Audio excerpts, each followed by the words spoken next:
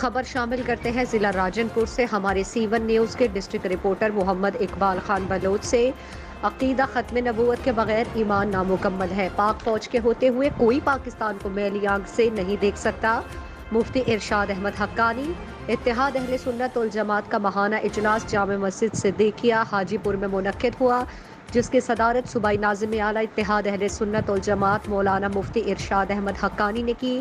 اجلاس سے خطاب کرتے ہوئے کہا کہ عقیدہ ختم نبوت کے بغیر ایمان نامکمل ہے اور ہر مسلمان کا عقیدہ ہے ہمارے نبی پاک آخری نبی ہیں، اس کے بعد نبوت کا دروازہ ہمیشہ ہمیشہ کے لیے بند ہے۔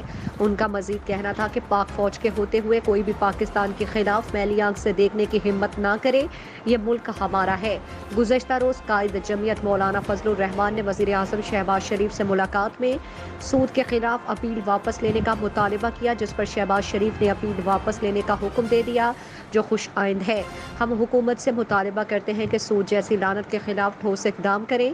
میزبانی مولانا عبد المنان چشتی، حافظ سیف اللہ مفتی، محمد اسماعیل، مولانا غلام یاسین تھیم، مولانا وقاص چشتی نے بہت خوبصورت انداز میں کثیر تعداد میں علماء کرام اور حفاظ کرام نے پوری دل جمی اور ذوق شوق سے بھرپور شرکت کی، جس میں تمام مساجد کو درس قرآن اور نماز عصر کے بعد کتاب نماز پیغمبر کی تعلیم کرانے کی تائید کی گئی اور علماء کرام کے باہمی مضبوط ربط کے طریقہ کار اور امداد باہمی کے لیے مشورہ کیا گیا۔